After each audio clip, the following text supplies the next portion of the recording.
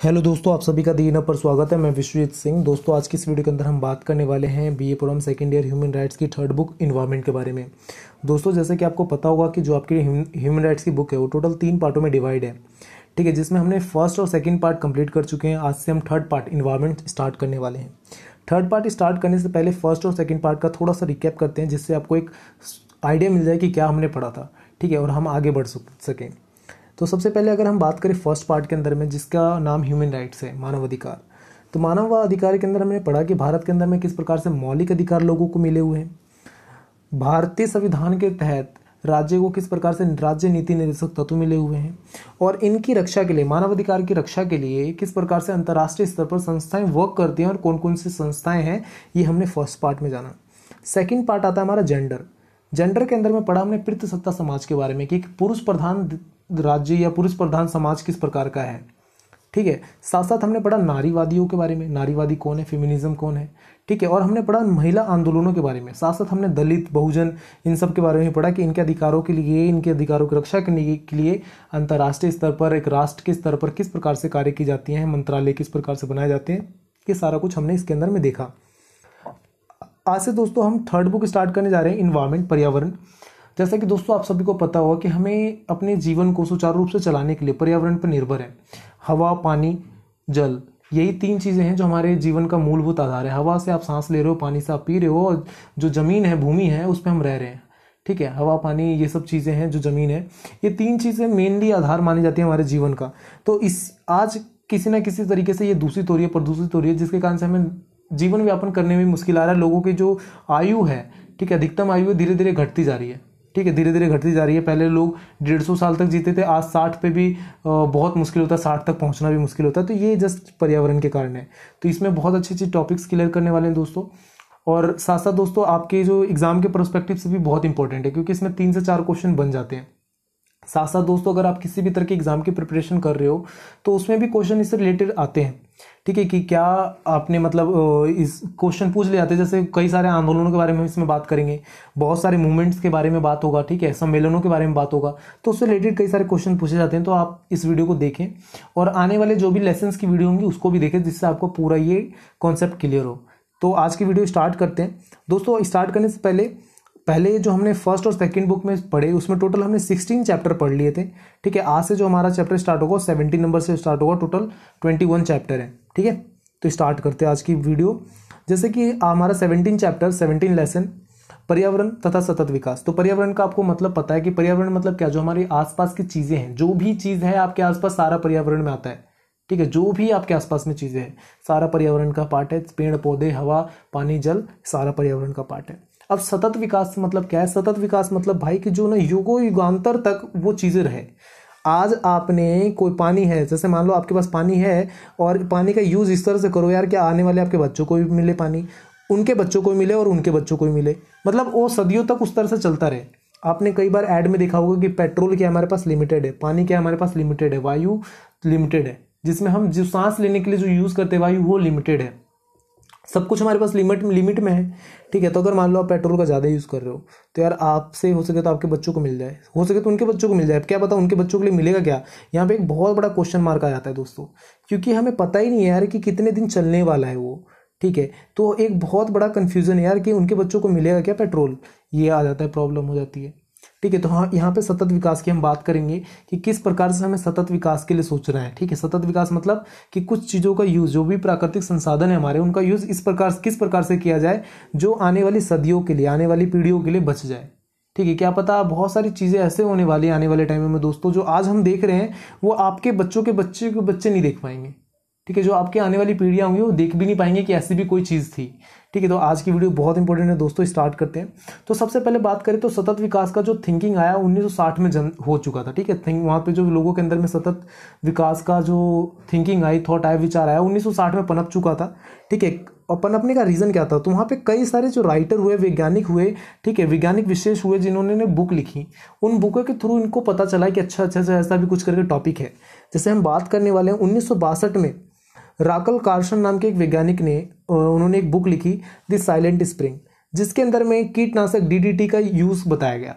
DDT का use क्या होता है कि खरपतवार को काटने के लिए, ठीक है, कीटनाशक के तौर पे यूज होता है। जब फसल बोते हैं तो फसल में कुछ हानिकारक कीड़े लग जाते हैं, उन कीड़े लगने से कारण क्या होता है कि फसल की उपज को नुकसान पड़ता है, नुकसान पहुंचता है। तो अगर डीडीटी का इस्तेमाल करते हैं तो फसल अच्छी होती है, ज़्यादा होती है, पैदावार बढ़ जाती है। पर इस्तेमाल करने से आपने पैदावार तो बढ़ा दी, पर जो जमीन की उर्वरकता शक्ति है उसको घटा देते हैं हम, ठीक है। तो इससे हमारी जमीन को नुकसान पहुंचती है, पहली चीज। तो वहां से लोगों को लगा यार ये तो जमीन को बचाने की बात कर रहा है, अगर जमीन ही रहेगी तो अगली बार हम खेती कहाँ करेंगे, हवा में तो करने से रहे। तो वहां से हम सतत विकास के बारे में पता चलता है।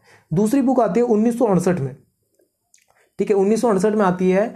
पॉल नाम के एक राइटर होते हैं, उनकी बुक आती है, जिन्होंने लिखा पॉपुलेशन बम नाम का एक बुक लिखा, ठीक है, पॉपुलेशन बम नाम का एक बुक लिखा, जिसमें उन्होंने बताया कि कैसे दिन पर दिन हमारी पॉपुलेशन क्या बढ़ती जा रही है, पॉपुलेशन जनसंख्या बढ़ती जा रही है। जनसंख्या बढ़ेगी तो क्या होगा भाई, अगर मान लो पहले आपके घर में 2 लोग थे, अब 5 हो गए, तो 5 लोगों के लिए 5 जने का खाना चाहिए, 5 लोगों के लिए बेड भी चाहिए, 5 लोगों के लिए सोफा भी चाहिए, सब चीज चाहिए ना, कपड़े भी चाहिए। तो भाई सोफा चाहिए तो सोफा कहाँ से लाओगे, जंगल काटोगे, लकड़ का लाओगे, ठीक है। खाना कहाँ से लाओगे, खेती करोगे, ज्यादा खाना चाहिए। तो इस तरह से क्या होगा, ज्यादा लोगों के लिए सामान चाहिए, तो मतलब क्या होगा, हम प्रकृति का दोहन करेंगे। पहले आपके पास 1 बाइक थी, अब 5 लोग रहते हो तो 5 बाइक ली, तो ज्यादा पेट्रोल लगेगा, ठीक है। पहले आप 1 लीटर पेट्रोल भरवाते थे, 5 लीटर भरवा रहे हो तो ज्यादा पेट्रोल लगा। तो हम क्या कर रहे हैं, प्राकृतिक का दोहन कर रहे हैं, ठीक है, प्राकृतिक संसाधनों का कुछ ज्यादा यूज कर रहे हैं। तो जिसके कारण से यहाँ से इसके बाद से लोगों ने सोचना शुरू किया किसके बारे में, सतत विकास के बारे में, भाई कि कहाँ से सतत विकास करें। यहाँ से कॉन्सेप्ट उदय होता है सतत विकास का, दोस्तों समझ में आता है।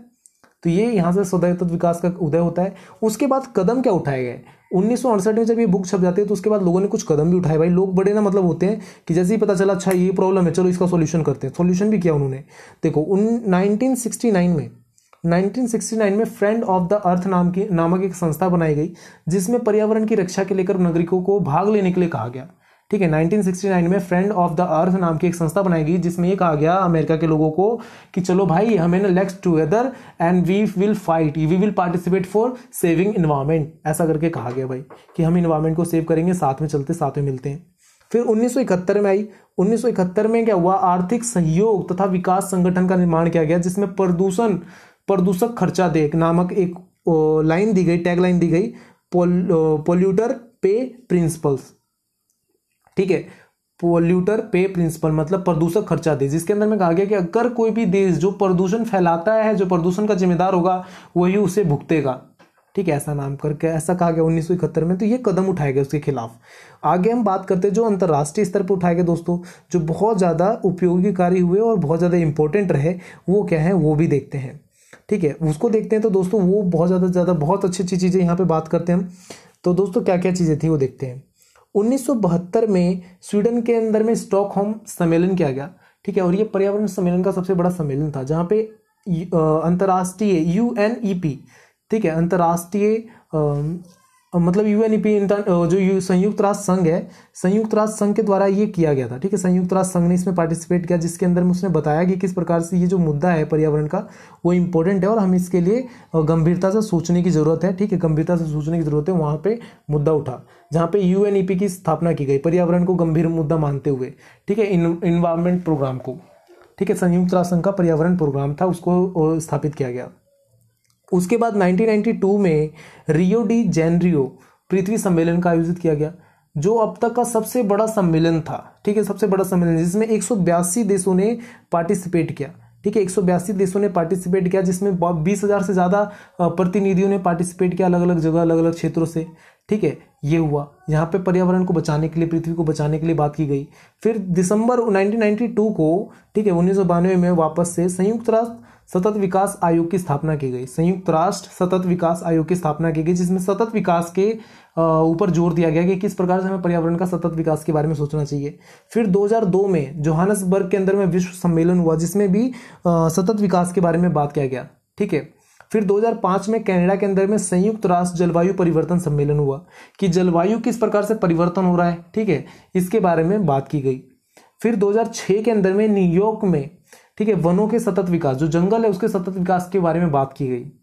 फिर 2007 में इंडोनेशिया का बाली सम्मेलन हुआ, जिसके अंदर में जलवायु, ठीक है, जलवायु पर सम्मेलन के बारे में बात की गई, जलवायु परिवर्तन के बारे में बात की गई, किस प्रकार से जलवायु परिवर्तन हो रहा है। उसके बाद कई तरह के सम्मेलन होते आए हैं, आज तक होते रहे हैं, ठीक है, पर ये कुछ बड़े सम्मेलन थे जिन्होंने मतलब ये मुद्दा सबके सामने लाया, और जहां पे से लोगों को लगा कि यार हमें सच में इसके लिए कुछ करने की जरूरत है, और इसका बहुत बड़ा ये टॉपिक है, हमें साथ में मिलकर कुछ करने की जरूरत है, ठीक है, यहां से ये कदम उठाना चाहिए। ये रहा मुद्दा, ठीक है दोस्तों, समझ में आता है। तो हमने कुछ बेसिक समझाया आपको कि किस प्रकार से ये सारा कुछ चल रहा था, अंतर्राष्ट्रीय स्तर पर क्या कदम उठाए गए, ये आपको मैंने बता दिया। उदय कैसे हुआ सतत विकास के थिंकिंग का, ये बता दिया। अब समझते हैं सतत विकास का अर्थ क्या है, ठीक है। सतत विकास की अर्थ और परिभाषा की अगर बात करें दोस्तों, तो सतत विकास का मतलब होता है कि ऐसी कोई चीज, मतलब सततशीलता का अर्थ एक स्थिति है जो हमेशा के लिए बनी रहे।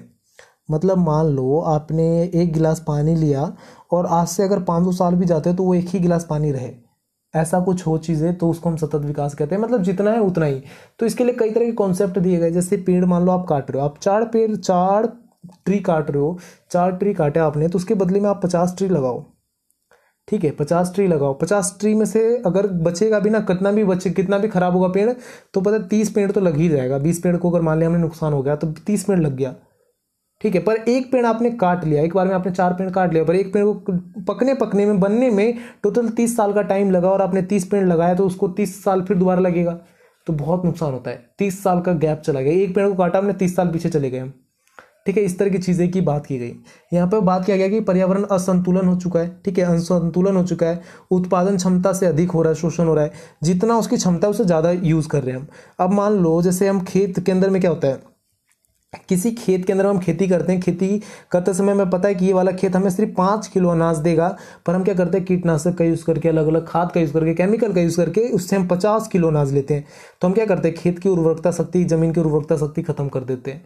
और वो जमीन की उर्वरकता शक्ति खत्म करते हैं तो हमें लगता है यार कोई दिक्कत नहीं है, हमारा क्या जा रहा है, हमारा अनाज तो मिल रहा है। पर वो क्या होता है कि वो वही चीज, वही केमिकल हमारे अनाज में भी आ जाता है, जिसके कारण से हमारी जो मृत्यु दर है वो मतलब धीरे धीरे घटती जा रही है, ठीक है। जीवन दर हमारी जो मतलब 60 पहले 150 साल थी, अब 60 पे भी बहुत मुश्किल है ये चीज़ें। और साथ साथ क्या होता है कि वही अगर मिट्टी आपको पानी में मिले, ठीक है, हम क्योंकि पानी भी जमीन से निकाल के पी रहे हैं अब, पहले क्या होता था नदी नाले वर्षा पे निर्भर रहते थे, आज हम क्या करते हैं, बोरिंग किया हमने, जमीन से निकाल कर पी रहे हैं। और अगर मान लो 20 फुट पे पानी नहीं मिला आपको, तो हमने 50 फुट खोद दिया गड्ढा, 50 पे नहीं मिला तो चलो 100 डाल दो, 150 डाल दो। 150 तो डाल रहे हो यार, 150 डाल रहे हो तो जमीन का नीचे का पानी भी सूख रहा है, ठीक है। तो जमीन का नीचे का पानी सूखेगा तो क्या होगा, जमीन अपने आप ही बंजर हो जानी है, और भी कई तरह के इफेक्ट उस पर दिखेंगे, ठीक है। तो ये सारी चीजें होती है, जिसके कारण से यहाँ पे सतत विकास का मुद्दा उठाया गया। यहाँ पे और बात किया गया कि सततशीलता एक न्यूनतम आवश्यकता प्राकृतिक भंडार है, जो वर्तमान में उस स्तर पर बनाए रखना चाहिए। मतलब जिस स्तर पे जो हो चुका है उसको हम चेंज नहीं कर सकते, बट अभी जिस स्तर पर है उसको उसी स्तर पर बनाए रखना चाहिए, इसके बारे में बात की जा रही है। समझ में आता है दोस्तों। यहाँ पे ये बात करता है कि सतत विकास में ऐसे आर्थिक सामाजिक विकास शामिल है जो पर्यावरण के सामाजिक असमानताओं को सुरक्षित रखते हैं, ठीक है। यहाँ पे सामाजिक असमानताओं को भी सुरक्षित रखने की बात की जाती है सतत विकास के बारे में। और दोस्तों ये जो सतत विकास वाला टॉपिक कर रहे हैं हम, सतत विकास में से आपका एक क्वेश्चन बन जाता है कि सतत विकास क्या है, ह्यूमन राइट्स में बन चुका है, पिछली बार आया भी है, ठीक है। इवन अगर क्वेश्चन नहीं आता तो एक प्रॉपर टिप्पणी लिखने के लिए आता है 10 नंबर का, 20 नंबर का, कि टिप्पणी लिखो सतत विकास के बारे में। तो जो भी मैंने आपको बताया शुरुआत में, सतत विकास की मतलब विचार, कॉन्सेप्ट कहाँ पे आया, कब आया, ठीक है, उसके बाद कौन कौन से प्रक्रिया कदम क्या उठाए गए, किस प्रकार से, कहाँ से जन्मा, सब कुछ मैंने बताया आपको। फिर सतत विकास की परिभाषा बताया, अर्थ बताया। अब मैं बताता हूँ उद्देश्य क्या है सतत विकास। चलो भाई मान लिया भाई लोगों ने कि भाई सतत विकास करना है, तो भाई कुछ मोटिव होगा ना, ऐसे थोड़ा ना पागल थोड़ा ना जो मर्जी सतत विकास कर लो, क्या सतत विकास कर लो। तो ऑब्जेक्टिव क्या है भाई, मोटिव क्या है सतत विकास करने का, तो भाई पृथ्वी के प्राकृतिक संसाधनों का दुरुपयोग से बचाना, भाई जो खेत का, पानी का, हवा का हम दुरुपयोग कर रहे हैं उसको बचाना, क्या आने वाली पीढ़ियों के लिए बची रहे, ठीक है। नई वैज्ञानिक तकनीकों की खोज तथा प्राकृतिक नियमों के अनुरूप कार्य करना। अगर मान लो आज हम फोन का यूज करते हैं भाई, 4G 5G 6G network use कर रहे हैं, आपको पता नहीं है दोस्तों कि इस नेटवर्क से कितना ज्यादा हानि पहुंचती है चिड़ियों को, पक्षियों को। आपने एक मूवी देखी होगी 2.0, जिसमें बताया भी गया है इसके बारे में, बहुत अच्छे से समझाया गया है। अगर नहीं देखे तो सजेस्ट करूंगा देखें, जिसमें आपको पता चलेगा कि जो टावर्स होती है वो कितना ज़्यादा हार्मफुल है हमारे इन्वायरमेंट के लिए, ठीक है, पेड़ों के लिए, पक्षियों के लिए। इस तरह से दोस्तों, तो यहाँ पे यही बात कर रहा है कि वैज्ञानिक तकनीक का अगर जो भी यूज़ कर रहे हैं हम उसको इस तरीके से यूज़ करो कि जिससे हमें प्राकृतिक नुकसान ना हो, ठीक है। उतना ही यूज़ करो जितना ज़रूरत है, ज़्यादा नहीं, ठीक है। विविधता की रक्षा के लिए विकास नीतियों का समुदाय के शामिल करना, जो स्थानीय समुदाय होती है ना उनको बहुत जरूरत होती है, उनको बहुत ज़्यादा जरूरी होता है शामिल करना, अपनी नीतियों में शामिल करना। जैसे दोस्तों एक एग्जाम्पल चिपको आंदोलन का लो, जैसे कि मैंने इसकी वीडियो भी डाल चुका हूँ चिपको आंदोलन का। तो चिपको आंदोलन में क्या हुआ था कि जो वहाँ के लोकल समुदाय थे, अगर वो ना हिम्मत दिखाते या फिर वो ना इस तरह के आंदोलन करते, चिपको आंदोलन जैसा आंदोलन नहीं करते, तो शायद वो पूरा जंगल नष्ट हो चुका होता। ठीक है, नष्ट हो चुका होता है, उसे बचाने वाला कोई नहीं होता, क्योंकि वो लोग उस जंगल को अच्छे से समझते हैं। अगर मुझे जाके बोला जाए कि जाओ सर आप बचाओ के लाओ, विश्वजीत आप जाए आपको बचा के लाना, तो मुझे उस जंगल के बारे में पता ही नहीं है। ठीक है, वो जंगल क्या है क्या नहीं है मैं जानता ही नहीं, तो मैं क्या बचाऊंगा। तो स्थानीय लोगों को उसमें शामिल करना बहुत इंपॉर्टेंट होता है। यहाँ पे ये भी बात की गई है उद्देश्य के अंदर में। ठीक है, इसमें ये बात किया गया कि पर्यावरण को नष्ट ना पहुंचाएं, ठीक है, उनके विकास में मदद करें, साथ साथ शांतिपूर्ण सहयोग बनाएं। ठीक है, शांतिपूर्ण सहयोग बनाए, जीवन स्तर को समानता तथा न्यायपूर्ण अनुरूपता की जरूरत है। और पर्यावरण किसी एक का नहीं है, किसी जाति धर्म विशेष या फिर किसी देश राष्ट्र का एक का नहीं है कि भाई मेरा सिर्फ जिम्मेदारी है पर्यावरण को बचाना, उसका थोड़ा न्याय है यार, ऐसा थोड़ा ना होता। तो सबका बनता है यहाँ पे अधिकार। ठीक है, तो सब उसके लिए पार्टिसिपेट करें, ये यहाँ पे बात की गई। ठीक है, किसी एक की भागीदारी नहीं है, किसी पे एक की गलती नहीं है। आज भले ही अब क्या होता है, लोग ना आपस में एक दूसरे की अपनी जिम्मेदारी दूसरों पर डालने की बहुत अच्छी आदत है हमारे देश में और पूरे विश्व में। जैसे अब विकसित देश है, विकसित देश का कहना है कि यार हमारी गलती नहीं है, ये तो जो भी नए नए देश आज़ाद हुए हैं इनकी गलती है, ये फालतू यूज़ करें, इनको पता ही नहीं कैसे यूज़ करना है। भाई तुम हमें तो सिखा रहे हो, पर आपने इतनी ज़्यादा नुकसान कर चुके हो जिसकी भरपाई हमें भरना पड़ रहा है, हमने तो कुछ यूज़ किया ही नहीं था। ठीक है, आज तो हम सीख ही रहे हैं, बट तुमने इतना ज़्यादा यूज़ कर चुके हो कि हमें भुगतना पड़ रहा है। ये चीज़ें नहीं देखते हैं वो। तो यहाँ पे ये सारे उद्देश्य के अंदर में बात की गई है। आप यही सारी चीज़ें अगर लिखोगे पॉइंट्स में तो बहुत अच्छे नंबर मिलेंगे। Don't very friends. ठीक है, आगे हम बात करते हैं सतत विकास के निर्देशक सिद्धांत के बारे में। ठीक है, यहाँ पे 4 तरह की चीज़ों की हम बात करेंगे। पहला आता है गहन क्षमता की अवधारणा। गहन क्षमता की अवधारणा क्या होती है कि अगर मान लो कोई खेत है, जैसे कि मैं आपको लैंड वाला एग्जांपल 2 बार दे चुका हूँ, दोबारा देता हूँ एक बार आपको, कि अगर खेत है, खेत के अंदर में हम सिर्फ 5 किलो अनाज उगा सकते हैं। ठीक है, हमने अब क्या किया, खाद का यूज़ करके और अलग अलग तरह की टेक्नोलॉजी का यूज़ करके हमने क्या किया, इसको 50 किलो में बदल दिया।